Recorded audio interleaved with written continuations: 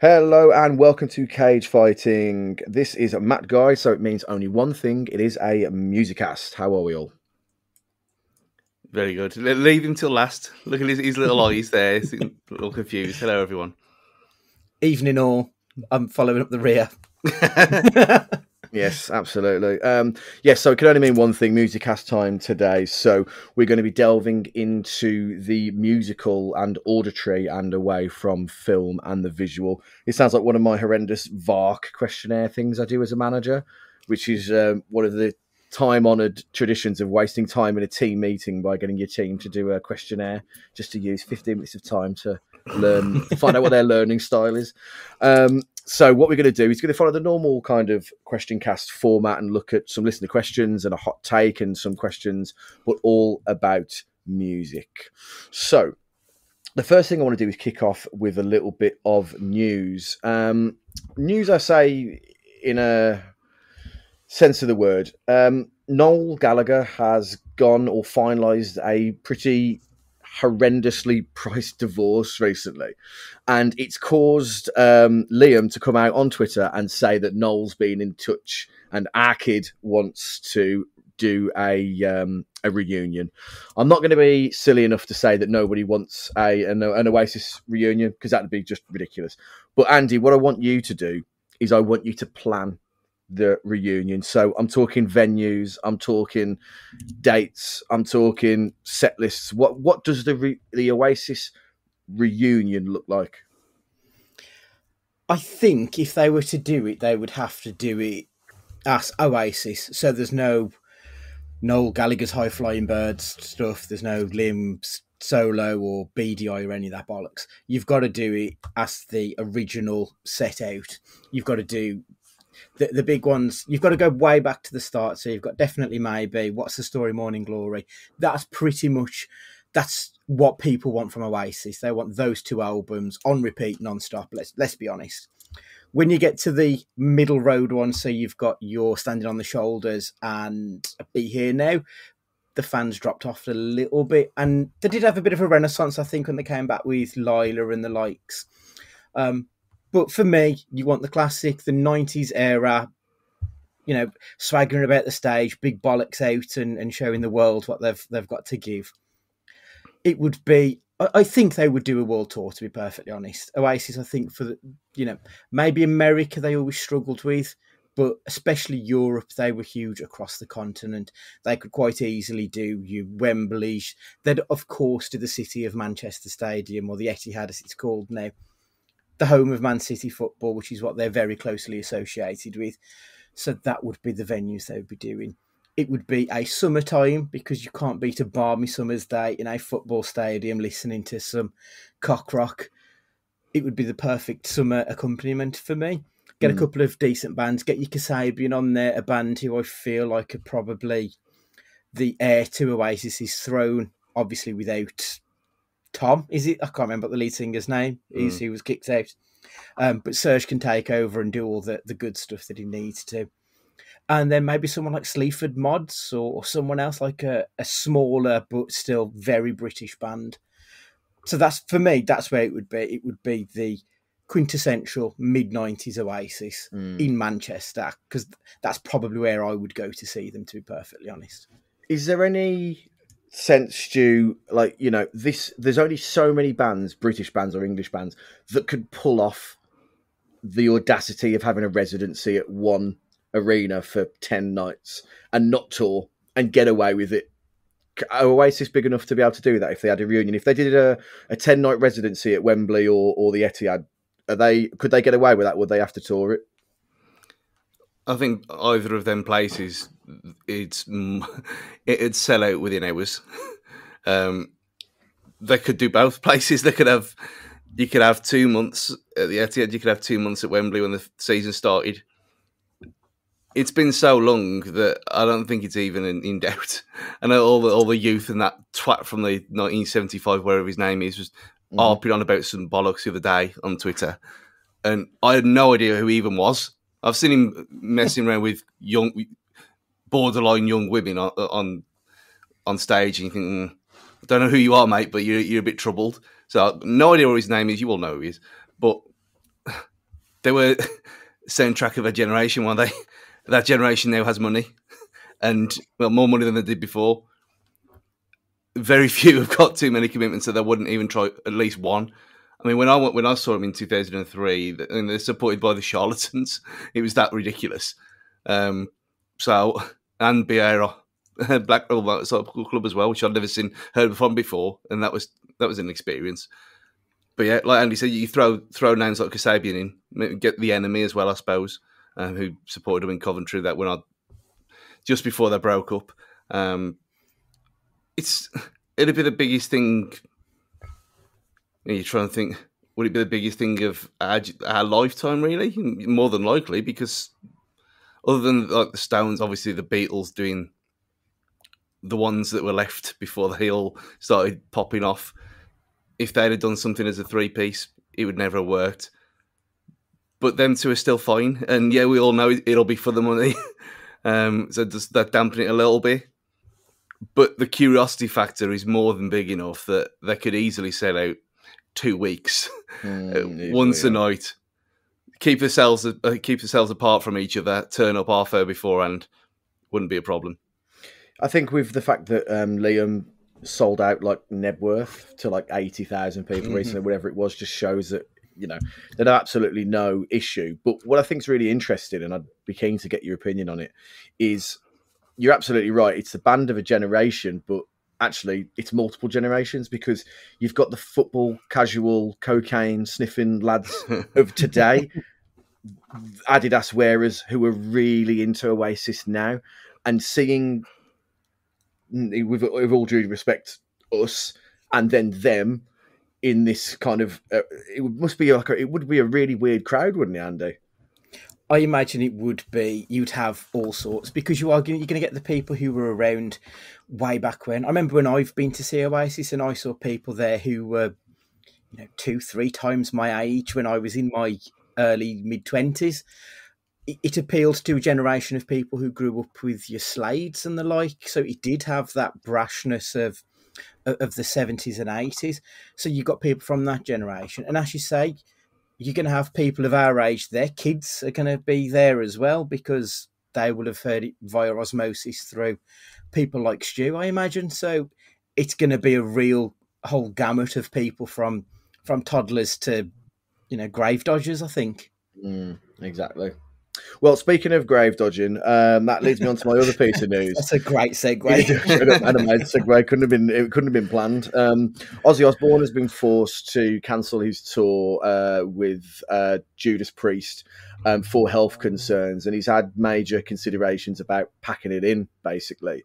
Obviously, he kind of went off the rails during his heyday. Then there was the whole Osbourne's thing, and he come back into kind of the media limelight with that, and I mean he was off the rails then. Then kind of Black Sabbath came back around in the true sense of the word. And you always had Ozfest, and recently they're on their kind of last ever tour, not the one that Kiss have done where they've come back like every year for about the last 20 years. But yeah, it looks like Ozzy Osbourne might have to hang up the cloak, I guess you could say.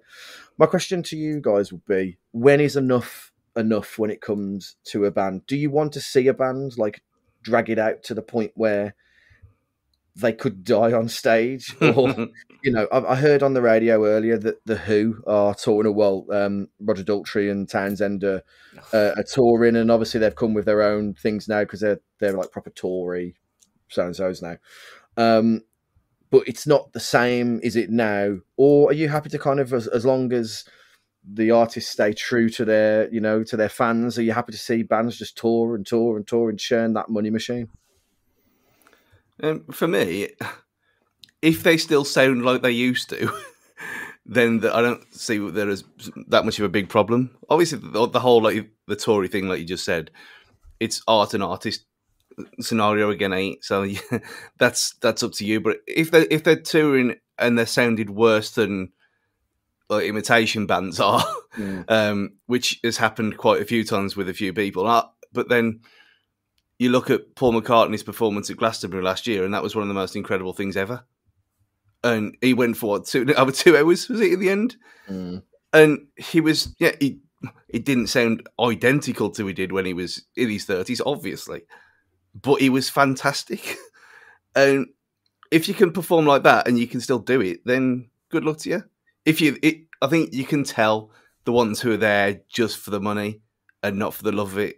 And I think eventually sales will catch up with them, really. Even the most ardent fans are not going to sit there through a pale imitation of what was before when there's no real need to, and it costs a shitload.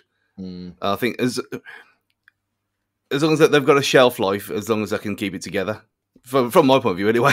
Yeah, it's interesting because I remember seeing Blondie about 10 years ago at the Civic, and there was a couple of the original Blondie, but then it was flanked by new, like, young artists that were just session touring players, and it gave the band like a lease of life. But it was still Debbie Harry at the forefront, and she sang, she was amazing, and like at no point then did I think, all right, well, she should give this up, because she was amazing. So Andy, what are your thoughts on this? When we get these like Frankenstein versions of our favourite bands because half of them have gone to the great gig in the sky, are you all for it? Do you think the rock will never die? What's your kind of take on this? Oh, it's difficult because it's a bit of a yes and a no. Because do I want to see Kiss where it's literally just Gene Simmons and then 3 chaps he's picked out of the crowd in makeup? Like, I don't know. But at the same time, you can still say, oh, I've seen Kiss. It wasn't the Kiss, but... So, I mean, there is that attraction that someone of our age... So if you take Kiss, for example, I mean, Leonard Cohen was the one for me. I missed Leonard Cohen when he was still with us. And I would love to have seen him. And granted, he's the only one person in that band. But would it have been the same if he's having to be propped up to get on stage and do the show? Probably not. But there's no way I'll ever get to see Bob Dylan in his 60s heyday. It's going to literally be the 80-year-old Bob Dylan that we've got. It's such a difficult line to go. But Matt, you and I, big wrestling fans, Ric Flair, like he literally nearly died in the ring not that long ago because he's so desperate for the limelight. Yeah. So I do completely understand why Ozzy, at his grand old age with his health concerns, was still planning on going on tour until what I assume the doctors told him, no, you're not, mate. Yeah, I remember listening to one of the Conrad podcasts, and he was like, he's had to talk Rick out of doing another one as well. I've and it's heard like, that. And like, you will see him die in the ring if that's the case, because like he is on borrowed time as it is. But yeah, I mean, it's, with Ozzy, it's kind of one of those, I think he's one of these people who'd prefer to go on stage like live. I just think he's the commitment to that craft, and I know things like that Motley Crue biopic of sorts, like The Dirt, made him out to like proper crazy, but he actually was. He got to the point where he said, I remember seeing it on a video where like he just outgrew drugs. like he overcome drugs, not because he stopped wanting to take them, just because they got boring for him. So then he just like, it was just like, how like, what kind of person does that? It's just incredible. And I think when he eventually goes, it'll be a huge like event for like Birmingham and the world. But do you know what I mean? I mean, there's already like, benches and art and stuff around Birmingham for Black Sabbath and, Tony Iommi and everyone else. So that'll be a huge, sad day in the realms of Lemmy and other greats from that era. But hopefully a bit away yet. So Andy, I'm going to let you take over for once with the listener questions, if we have any in, please. We've had a couple. Andrew Wright is back in contact. I don't think we've heard of Andrew Wright this year, so it's good to see his name in the old Twitter sphere again. If you could take the score out of any one film and replace that score with just one album from what band, what film and what album would you choose? Best of and compilations are not allowed. So you've got to replace an official soundtrack, a score, with a band's album. If you want to have a little think about that, and I will tell you the one that came to my mind. So there was a podcast that I did last year where I was looking at a couple of the films from the the band list back in the day, your video nasties. The film Last House on the Left, the incidental music in that film sounds like a Benny Hill soundtrack to what is ostensibly a rape revenge film. It does not work in the slightest in this movie. So I think they need to replace that music, and I would go with something a bit dark and dirgy. And because we're talking 70s and we've just been talking about your man Ozzy, I think we could take one of Black Sabbath's albums and put it on there. There's the eponymous album, is that the one with Paranoid is the one with Paranoid on? That's the one I would go for. Mm-hmm. I think that would be a really good mix of the two for that era of time. And it was a 70s album on a 72 film. So that's the one I would go with. See, I could only go like via a song and not the full album, because the song wasn't... There's one song off a Chaser Status album. It's called Eastern Dream or something like that. But it's basically like a... there's a lot of like sitar in it, and there's a lot of stuff like that in it. It's very like... but then it's like trancey and drum and bassy in that. And all I can picture that in some really modern version of that Mel Gibson film Apocalyptica, whatever it was called. And I could just picture it in there. Like having some kind of, like, you know how, which film was it recently that was, it was set like properly in the olden days, but they had really modern music in it. Oh, I can't remember what it was. The Elvis one. It might have been... Because they did have like some Doja Cat and the like modern contemporary artists. Yeah. I think I'd want something along those lines, something kind of like trancey, but set in a an Eastern or an Asian film of like the samurai or something, but it'd be more like drum and bass, not to the point where we were talking dubstep and Deadpool 2 or anything like that. But I'd go along those lines personally. So I'm thinking of, you can have Kula Shaker's K album on RRR, that the Bollywood film that sort of stole the awards last year. That'd be a great mix. Well, all we need to know from Stu is what is Jewel of the Fates getting replaced by? It's kind of they've broken the rule there, because it's saying no other soundtrack albums, but who cares? It's effectively a Bee Gees album anyway. Staying Alive album, yeah, replacing the soundtrack to Full Monty. Okay. Yeah, I like that. That would work really well for that period that it's covering as well. Yeah, it works too well. Yeah. It could be. That's really sensible, Shiv. Yeah. We've also had two questions in from Jimbo. I think this might be the first time that Jimbo's been in contact, so thanks for that, Jimbo. The first question is, what is the greatest cover version of a song you've ever heard?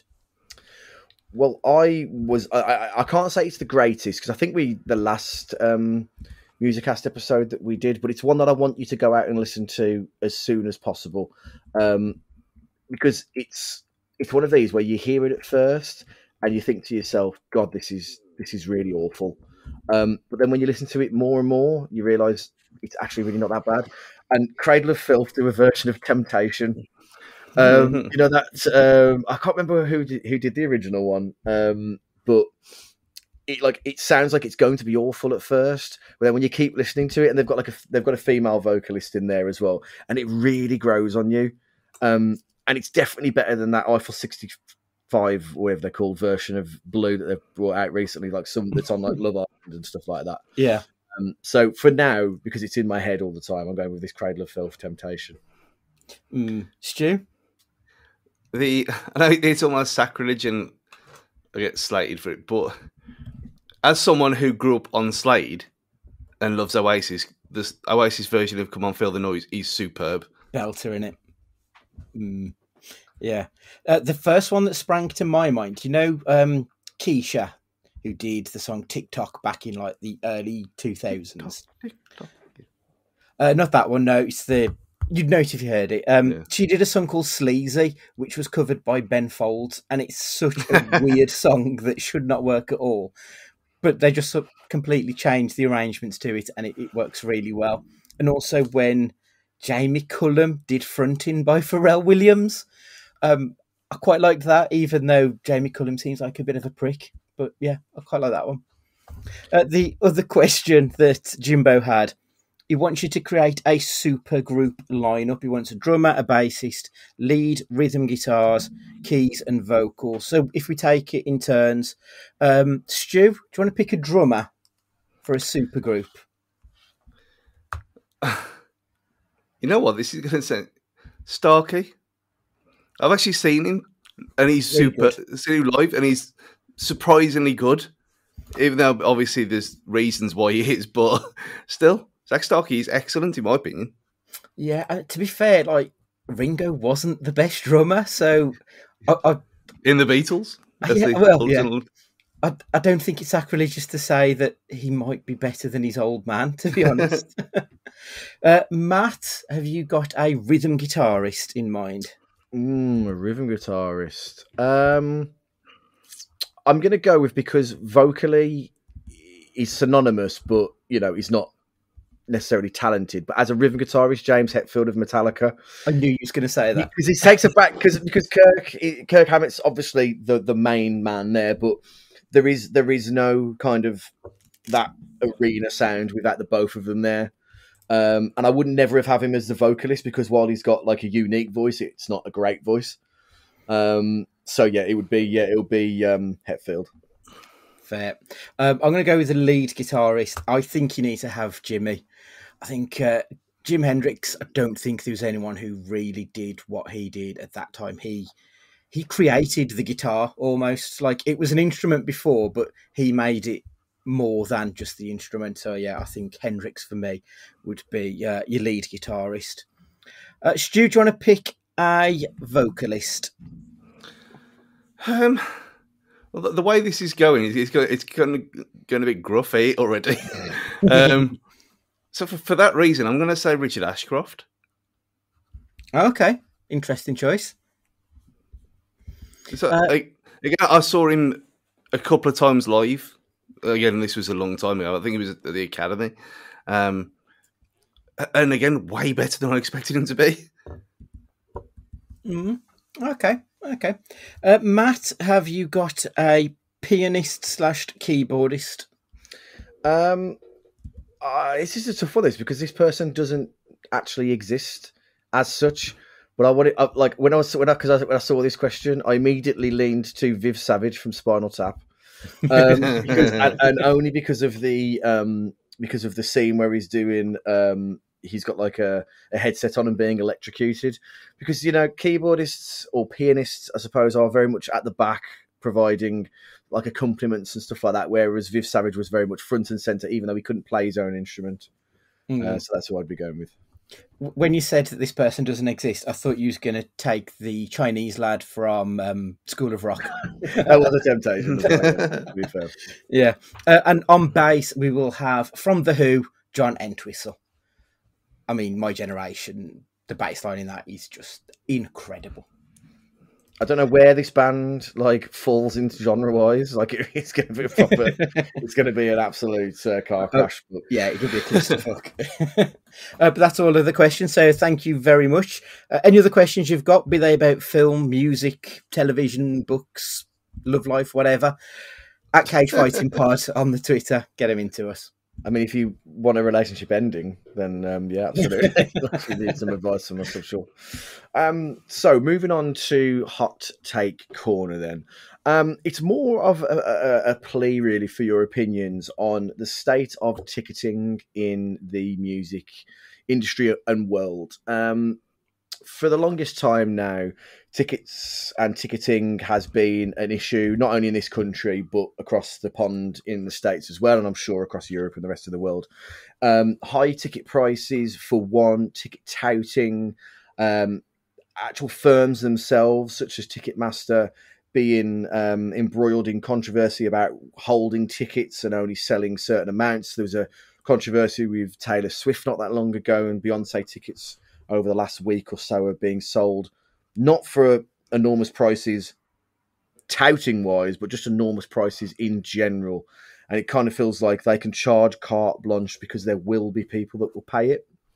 And I just wondered what the answer is for ticketing. You know, when it comes to, first of all, Stu, you were very vocal about Man City's ticketing process for the Wolves game recently. If you want to talk the our budding listeners through that, and whether, you know, having like a photo-based ticketing system, would that work to stop touts, or are you causing more problems by doing that? The way it's going to be the only way to do it, really. They do it in UEFA games, don't they? You have to have for them, you have to show you have your passport to prove you are who you are and collect the tickets that way. So if people can't continue to not be able to behave themselves properly and companies keep exploiting people like they are, then they're going to have no one to blame but themselves when this gets bought in. And then the Man City thing, it was more a case of,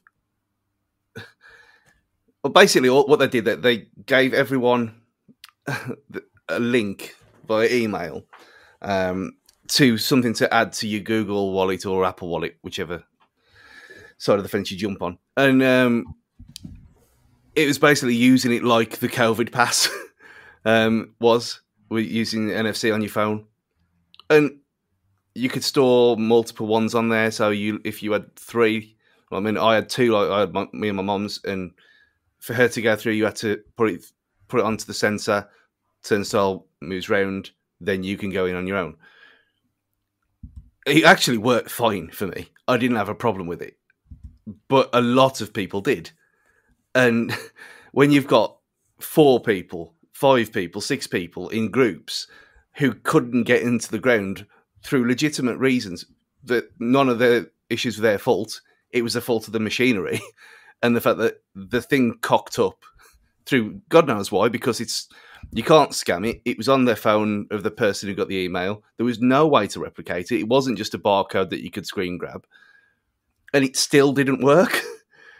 But you could see this coming a mile off. And you could see people who were too pissed to understand what to do, which is always going to happen.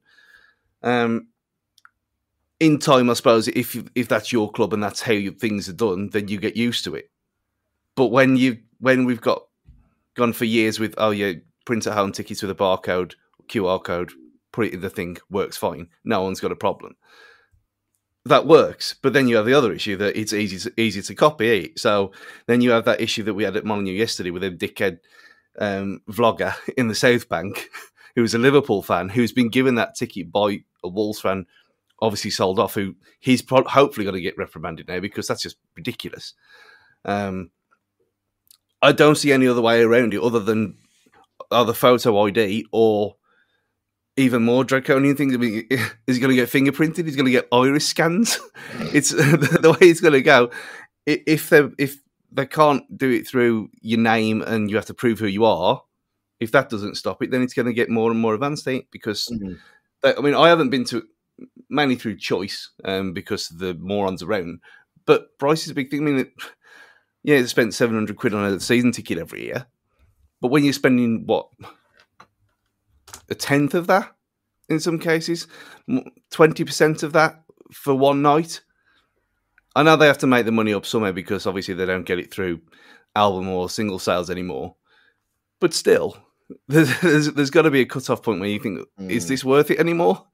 I think it's a bit of both. And if they stopped all of the nonsense, the ticket prices don't have to be so ridiculous, and then everyone's happy, other than the touts. Well, this is it, and I think any measure that they bring in has got to be for the good of the average Joe paying punter. And if that stops touting, then of course that is. I mean, there's been a rise of this fan-to-fan ticket selling, and I've been the benefit of buying a ticket off.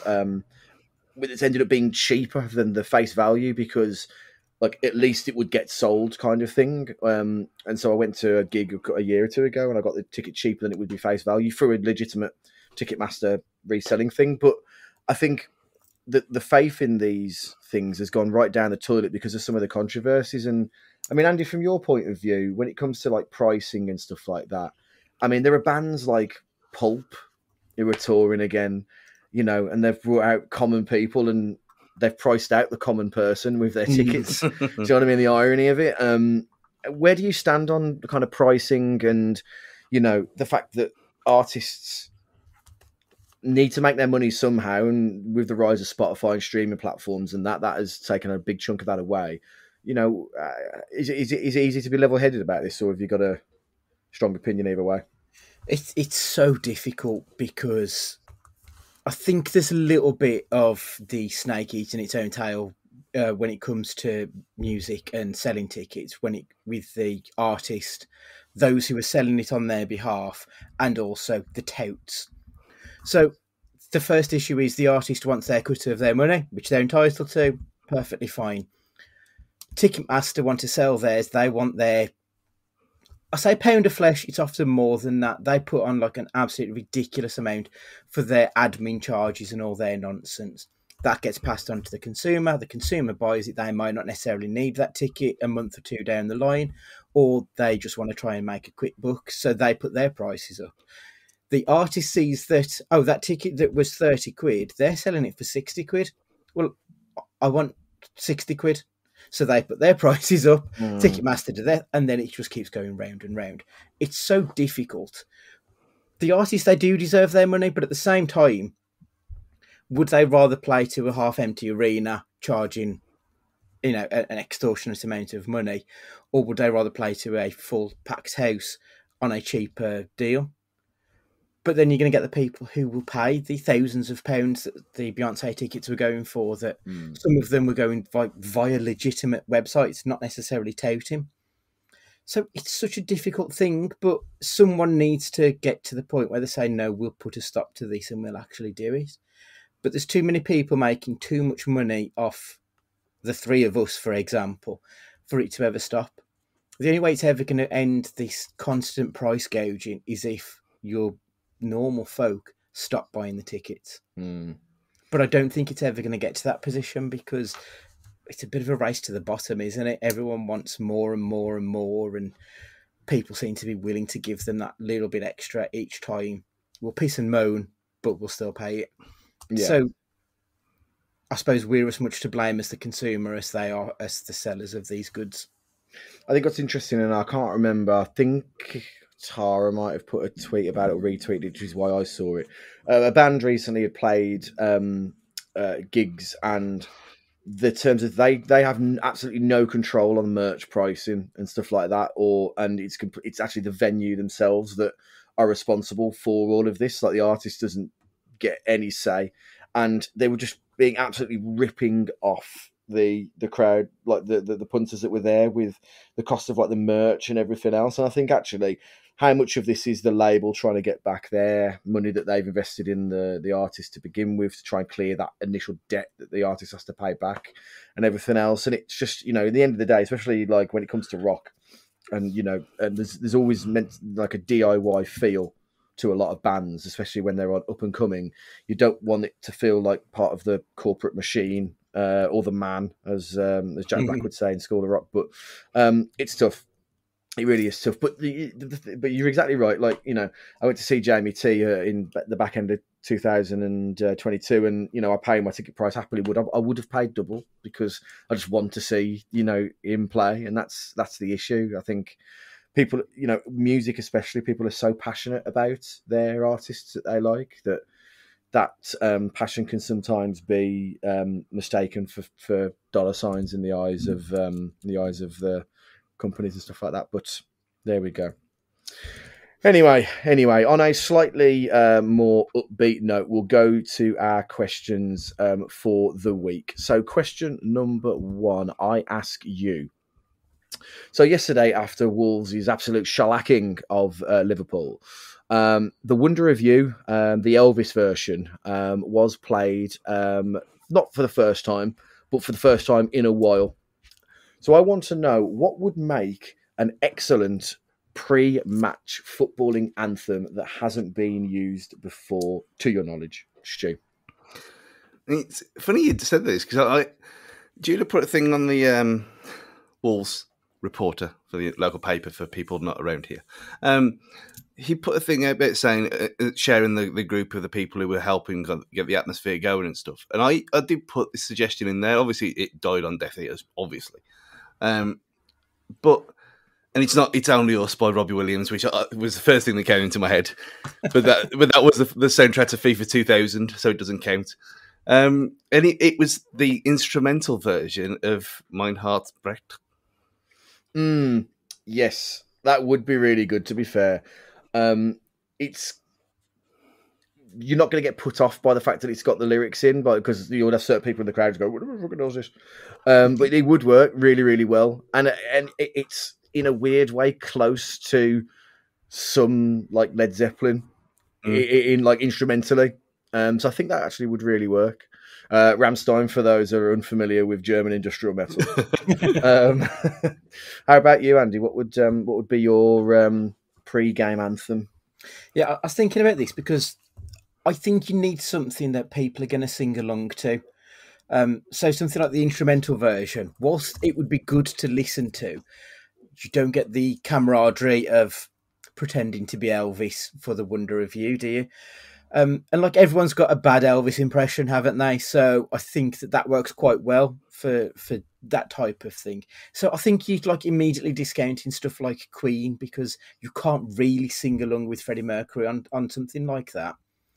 So the one that I thought that everyone could do, and it's a pretty simple song, would be something like The Summer of '69.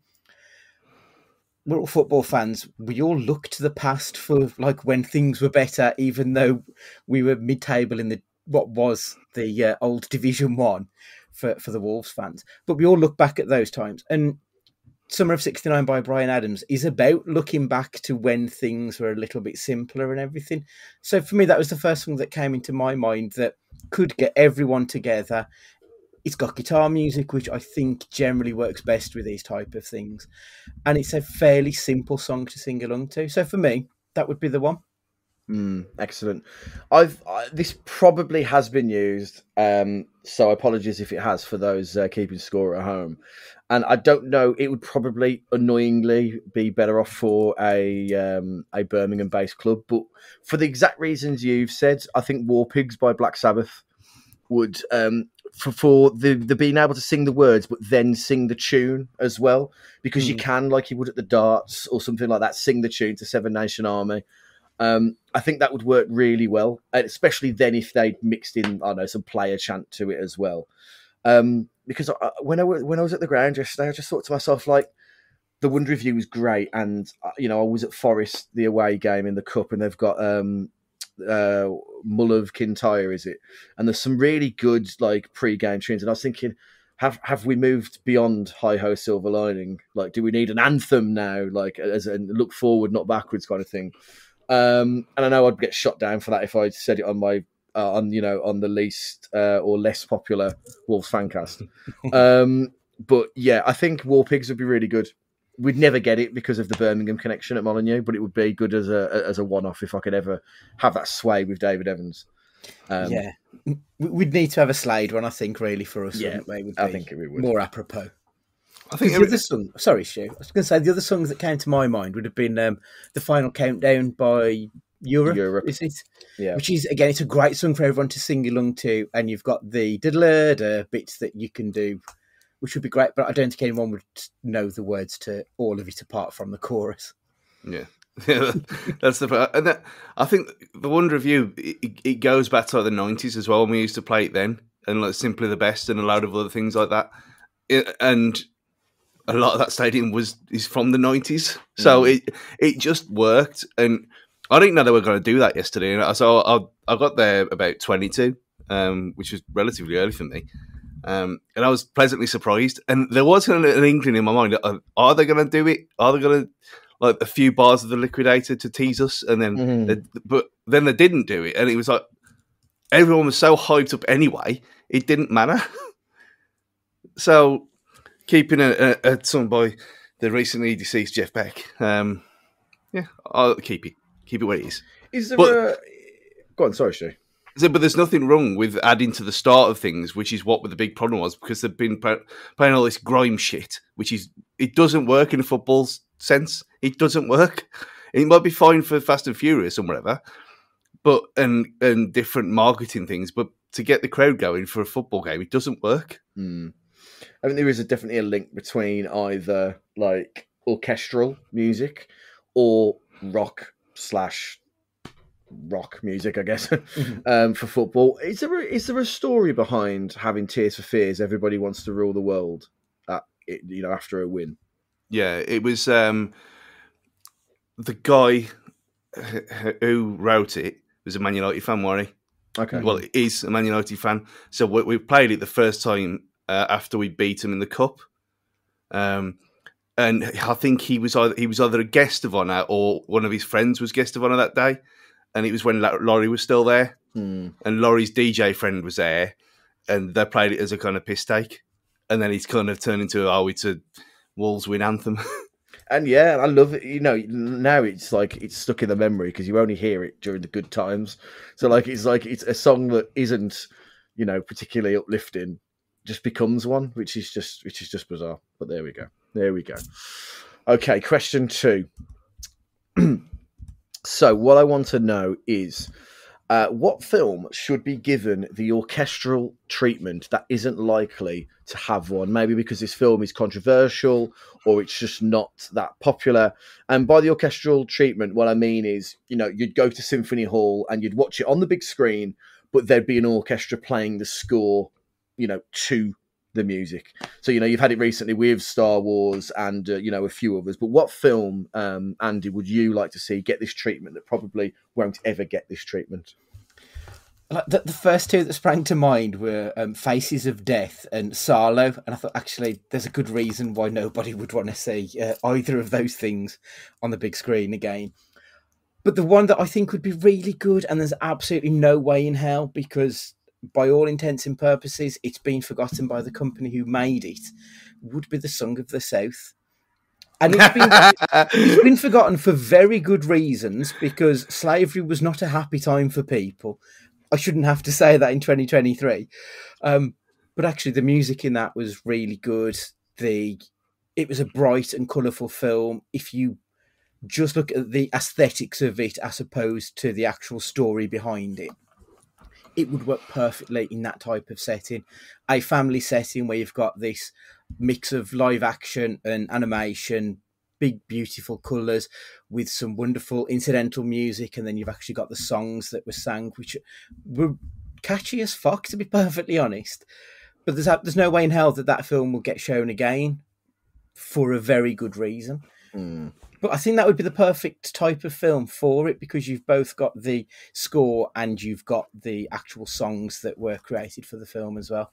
I don't know if they were Oscar nominated, but I have a feeling that Zippity Doo-Dah may have been Oscar nominated, so it is quite popular, that one was.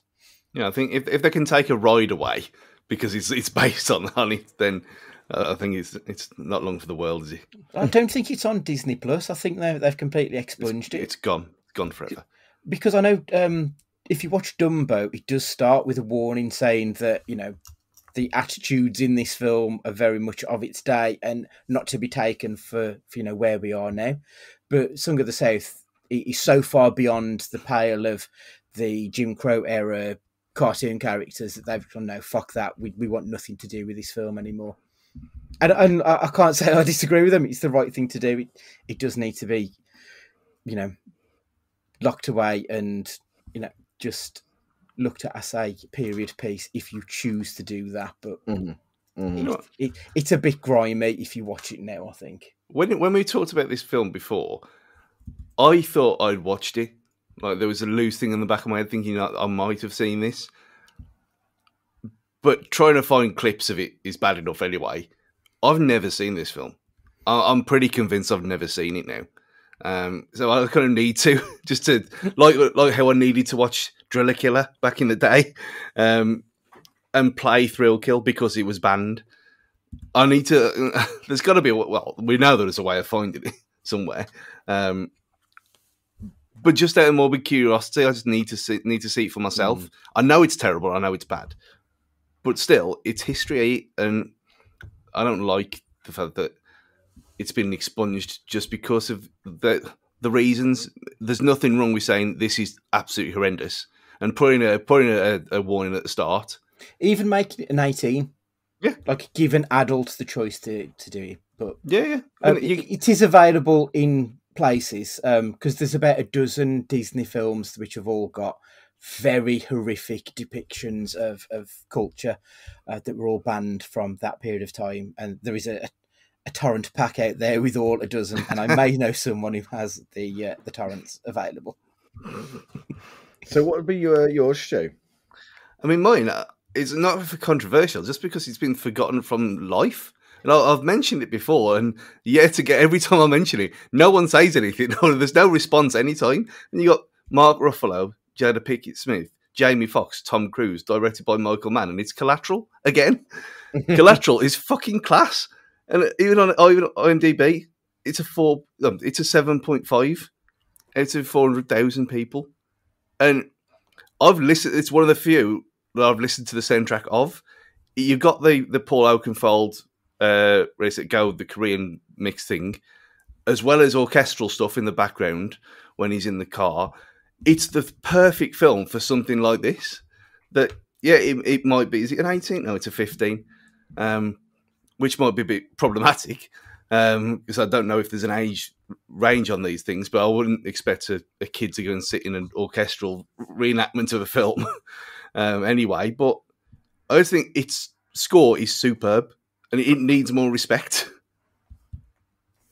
Yeah, I can't. Like, the thing is, love the film, really do. But its score doesn't spring to mind, so I'm gonna have to listen to it purely for those reasons. Now I'm gonna have to go back and watch and listen out for it, because I think when I watched that, I had less of an appreciation for scores and their impact on film as I do now, and knowing that the right score can make or wrong score can make or break a scene or a piece or anything. So I'm gonna have to go back and listen to that now for sure. My pick, I can't find it anywhere, so I don't. But I'm not going to use Rocky because I can't believe that it wouldn't have been used. It's going to have been done somewhere. So I'm going for the greatest nu metal soundtrack and film of all time, and that is Queen of the Damned. Because we know that rock and orchestras work. You had the Metallica S&M album that was really good, and there's obviously been other versions of it. Only at the moment, Rock by Candlelight is touring around the country. You can go and listen to famous rock songs being done by orchestras, and it'd be done that way. So, but the Queen of the Damned soundtrack had Disturbed on it, Linkin Park, Marilyn Manson, Static X, Papa Roach, Deftones, amongst others, and Korn, and then stick an orchestra on the back of it, and then have it, the Queen of the Damned stuff, so you could then adjust the lighting and you can make it more of a spooky atmosphere. Do it at Halloween, etc. as well. And I think it'd be a really fun and unusual but not upsetting piece of music. I think it would work really well. And you're never going to see that in a million years because people don't put nu metal and orchestral music together. But actually, they're probably closer than people realise. Like that episode of The Simpsons when Cypress Hill has the San Francisco Symphony Orchestra, Lollapalooza one, yeah, yeah, exactly. So that would be my choice for that. But I mean, I think as time goes on, I'm going to try and get myself to more of these kind of showings and stuff like that because they just sound great. Like I think the one that sticks out for me the longest that's always existed is War of the Worlds. I think going to see an orchestra version of that has been going on as long as the story itself has existed. Have either of you guys been to anything like that? No, I've watched. There was a Doctor Who one that they did on BBC Three in Wales. That's pretty much the extent of it for me, is having watched it through a TV show rather than actually being there live. It's not something I ever thought about doing before, but actually, I think it'd be really cool to. I mean, you said Duel of the Fates, which I think would be the perfect thing for it. It would be really quite cool to see the Star Wars films again, but with the live orchestra. I think it'd be perfect.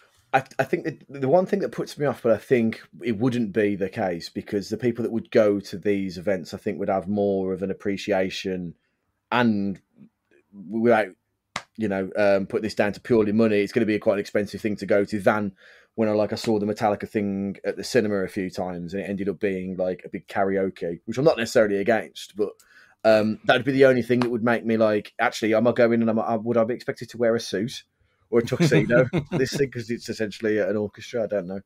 But if you've been to one and you're listening to this podcast, please let us know on the socials what it was like and what was the crowd like to see, to see a film and then having the orchestral side of it too. It must be a crazy experience. I'd love to hear people's opinions on how good it was or how bad it was.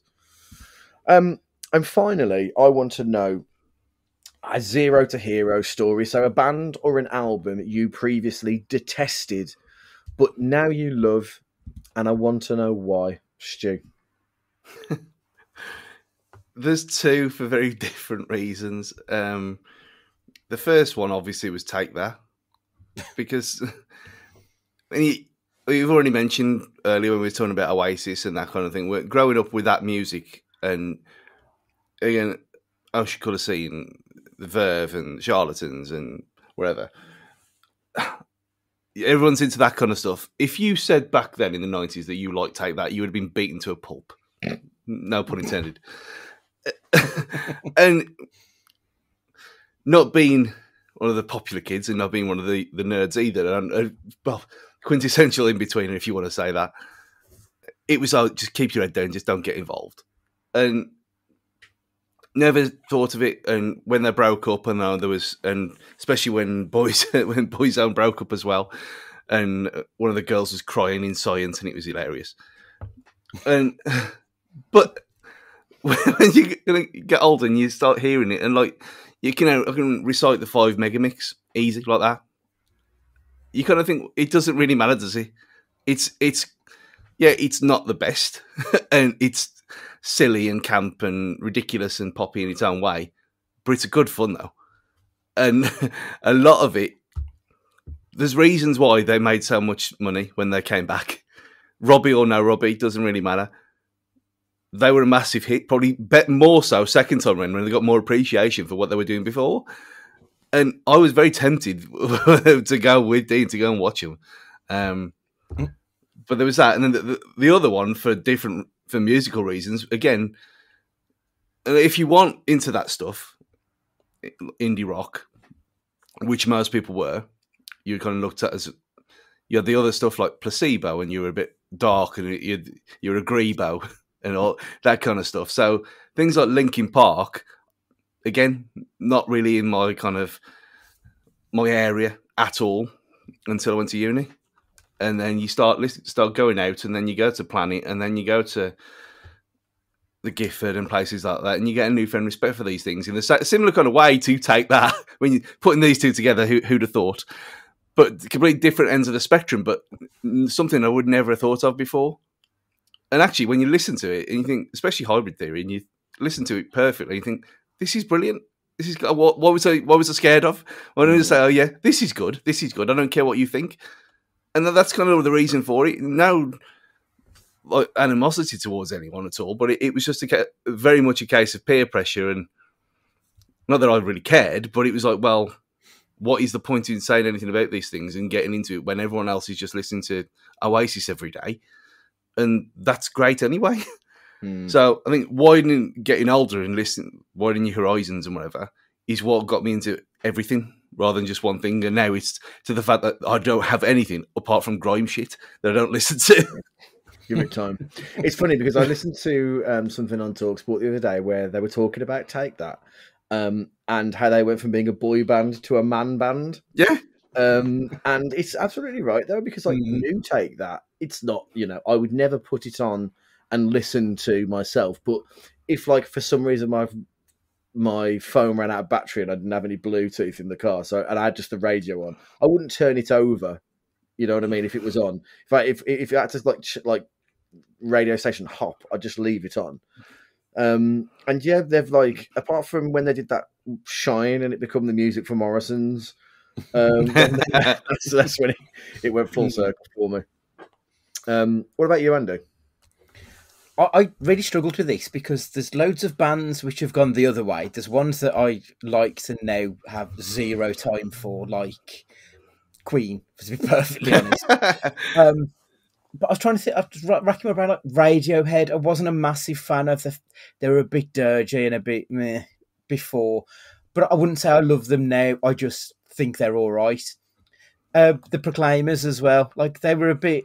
I don't think I knew who the Proclaimers were because you only hear very select songs which are almost comedy songs. But actually, they've got quite a decent back catalogue when you listen to more than just 500 Miles.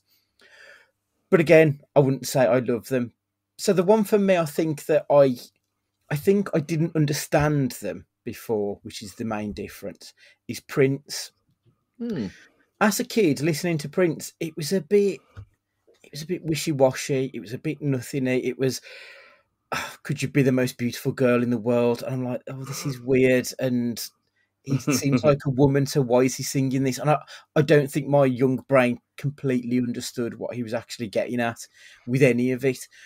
But then they hit a point, and I think, sadly, I think it was probably around the time of his passing, is when I went and revisited stuff like the album that name escapes me, the one which starts off where he's singing the song about AIDS. And it's like, it's actually the stuff that he sings about is actually quite important and meaningful within the people who listen to his music and his own community. He seemed to have a lot more about him than people would have ever given him credit for, of my generation at least. Sign of the Times, that's the album, Sign of the Times. Starts off talking about the big disease with a little name. And actually, like, his lyrics were really quite brilliant when coupled with his voice. And it just worked perfectly. And then you threw in the stuff that he did with the band who did Nothing Compares to You, which was then taken on by Sinead O'Connor. And then you got Morris Day and The Time, which was like the really funky stuff that he did, which was quite different to the more melodic stuff that we know of Prince. Raspberry Beret, Purple Rain, like, he's got some absolute belters out there as well. So I think it was that I didn't understand him as a younger person, but then now I've just got this newfound appreciation that he was one funky motherfucker and he was really cool with it. So I'm kind of glad I went and revisited his music, because I don't think I would have ever really got the person behind it without doing that. It was weird because there was a time where you had to tell everybody what line in the sand you were on, and who were you more upset about, Bowie or Prince dying. It was a really weird time for about 6 months where you had to pick who you were mourning over. And I think, Prince, I don't think probably been covered by loads of people sample wise in songs these days that just wouldn't get the credit for it now. But then I did listen to a podcast about Nothing Compares to You and how he tried to murder Sinead O'Connor. So I'm not also quite on board. For me, I mean, I'm currently going through it with Ghost, who I'm really, really into at the moment. But I think the one historically that springs to mind would be Blink-182. Back when Blink-182 were in their heyday, and I was, 13, 14, 15, underage drinking in Wolverhampton under the canal by the Canal Club. Even though we were all like into rock music and going to under 18, there was a very much a divide between the pop punkers and the nu metalers, and like a Shakespearean tragedy, the two should never mix. And if you were into Limp Bizkit and Korn, you wouldn't be seen dead listening to Blink-182 and Green Day. And that's kind of how it went for years for me. Like, pop punk would be as bad as listening to pop music in general and listening to the charts for me. And like, I just wouldn't listen to it. If it would come on in a nightclub, I'd just go to another room because I couldn't stand it. And then as time went on, I just realised how silly I was being, and just how much of a good time that you would have to this music. And in an era of like going to, like, at the back end of uni, going to like Walkabout all the time and really shit clubs like that. Occasionally they'd have about 20 minutes of like rock, what they thought was rock music. Maybe like Blink-182 and stuff like that. You just grew an appreciation for it that you'd rather hear that than not hear it at all. And now it gets to the point where I'll listen to like MTV rock albums, which are just compilations of like the old MTV 2 days and stuff like that, which is all Blink-182, Green Day and stuff like that. And I think Blink for me at the time, like, it was just, it produced this volatile reaction to me. But now I just really appreciate how silly I was being and how good and fun that music was. And I feel a bit silly for all the time that I should have been enjoying them in their pomp instead of now. I miss Walkabout. It was great for its own levels of badness, especially on a Thursday night as well. For some reason, if you hadn't gone to Planet and you went the other way, it was cheesiness personified without going down the kind of cheekies route. I only ever went on a Tuesday because there wasn't Planet to go to. So when I was at uni, and I went out every Tuesday, Thursday, Saturday for 3 years. Like I barely ever went to Blast Off. I was always Planet for life.